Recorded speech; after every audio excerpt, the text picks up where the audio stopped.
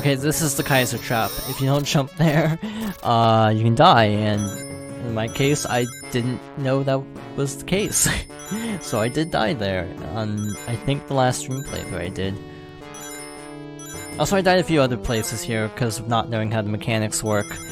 I don't know if that really is a Kaiser Trap per se, but it is sort of something that's hard to know about in advance. Also, these jumps are scary, even though I almost always make them.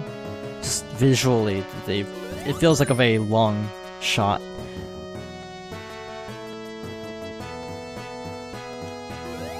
Okay, good. Cool. I love the implementation of Wing Fortress elements into not Sky Sanctuary, Flying Battery Zone Sonic Mania. Just, Sonic Mania is a fantastic 2D Sonic game if you're into that, and if you're not into that, well, it's cool too. Like, I'm not into, like, 2D Zelda as much as 3D.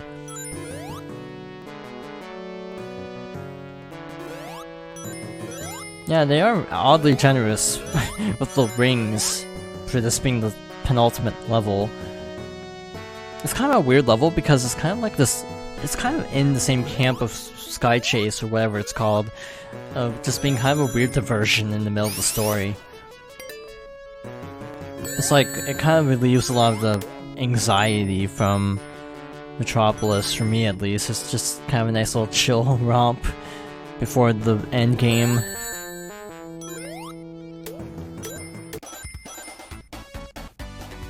It's one of those awkward dilemmas where level-wise it has to come first. Metropolis has to come first, even if in terms of difficulty scaling this is actually a little bit easier. Alright, so there's a kind of a weird jump coming up, I think, unless I skipped it, which is possible. I sometimes skip things. Ow.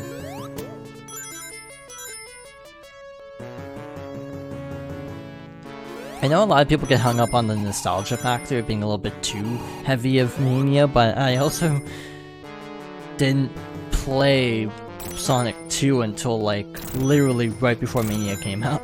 So I didn't have as much. It felt newer, basically. Oh, that was lovely. Also, that's not a platform. Yeah, my order is Mania, 3 and Knuckles. Actually, those are kind of close. I kind of go back and forth on those two, but then 2 and 1.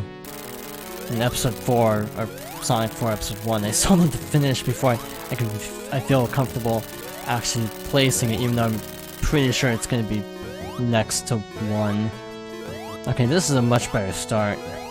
There we go. Oh yeah, that's the other Kaiser Trap.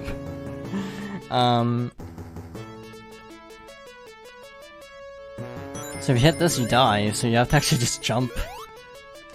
And also there's a reverse one to also mess you up.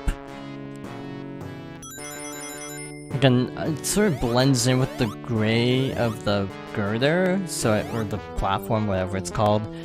I don't really like that about it.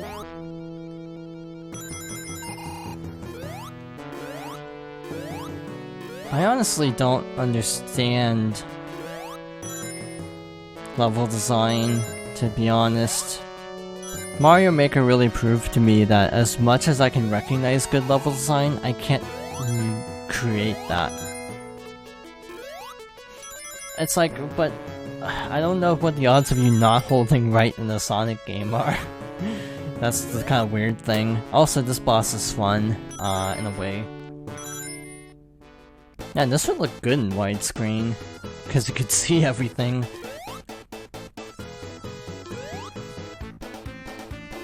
I swear this laser makes a noise. But I might be thinking of Sonic 3 and Knuckles, where the laser definitely has a very distinct charge-up sound for, Death Egg Robot.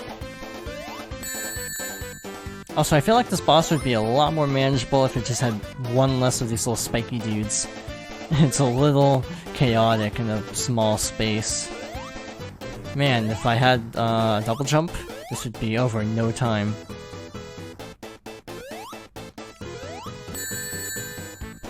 Oh, come on. The ring got knocked out of bounds. So that means another continue, I guess. Finally! Okay, we got it. Cool. So... make it over here. Nice. Cool. And then we're good to go.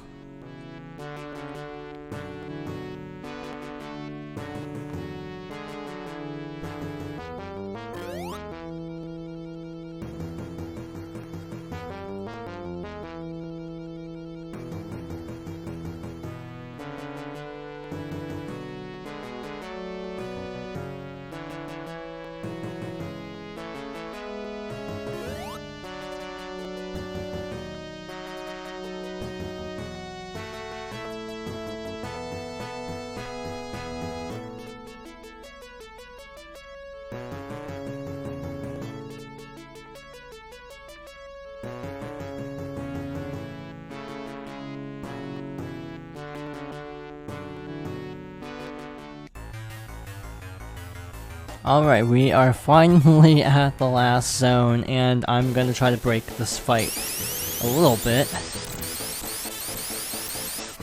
There we go, that's 4 hits already.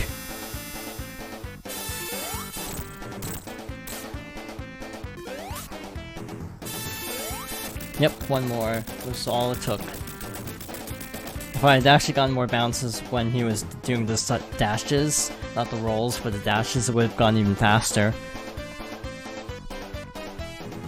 You can also do like a jump attack, we didn't even see it.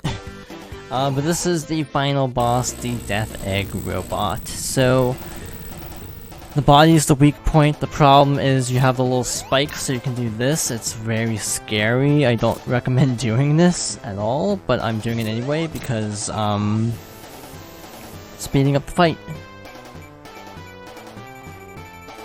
So this is a very good time to hit him when he's vulnerable like that, and then that claw attack can be very problematic if you're not expecting it, and I forgot he did that. So yeah. When he stops moving is a good time to hit when it sort of moves downwards because of landing. That's also a good time. It's also good to bait him into a corner. I just remembered. It's a very good strategy to bait him into a corner, because then you can get really far away when he does the claw attack.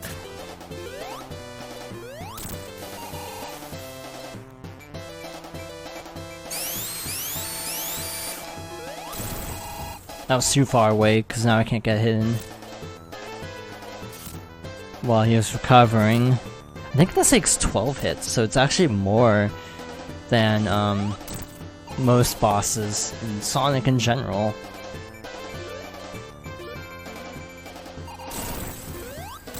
So yeah, get away from him. Rinse and repeat. Sonic 4 has a really obnoxious variant of Death Egg Robot because he has so many more attacks and they're like all really terrible to deal with.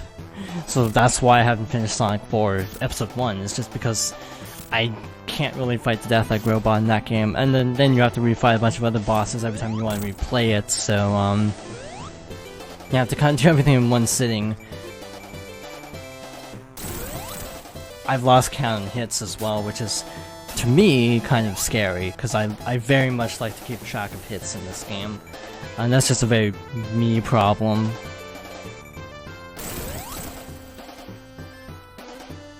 I'm not gonna get greedy. Just want to have a very clear shot. And he can drop bombs. When you say he can drop bombs, is that in this game or 4? I think you're saying this game, but just to double check. Got it.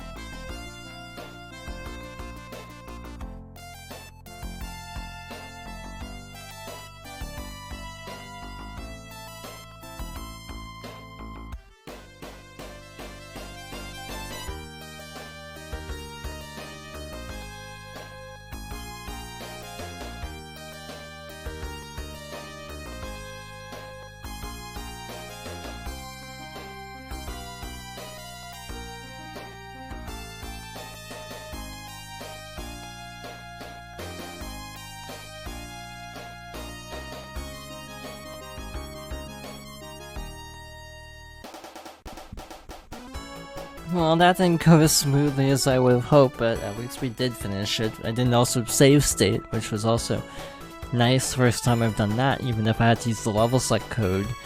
And burn through tons of continues. But yeah, that actually wasn't too horrible of a run, considering this is only the third time I've been in this game legit. First time was literally the day of Mania's release, because the release date was midnight Pacific and not Eastern. So I was like all ready to play Sonic, but then it didn't come out.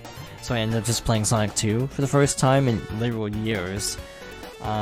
Then afterwards for stream, like about a year ago, I want to say I streamed through Sonic 2, and it took about 2.5 to 3 hours. So this was comparably better. In that run, I got really stopped at,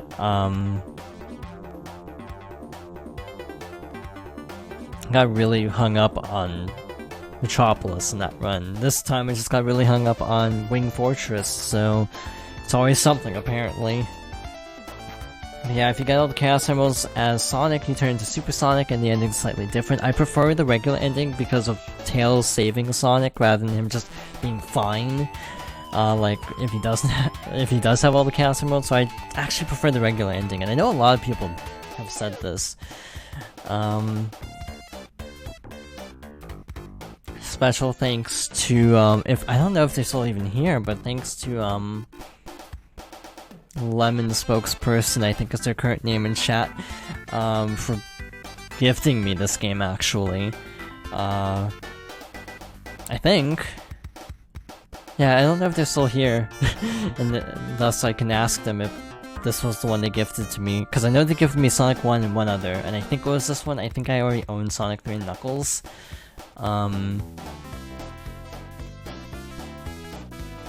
Yeah, on the whole, I do think it's better than Sonic 1. It still shows a lot of the early, rough edges for the series, that would be ironed out by Sonic 3 and Knuckles. Yeah, I still think it's definitely still a fun game, on the whole.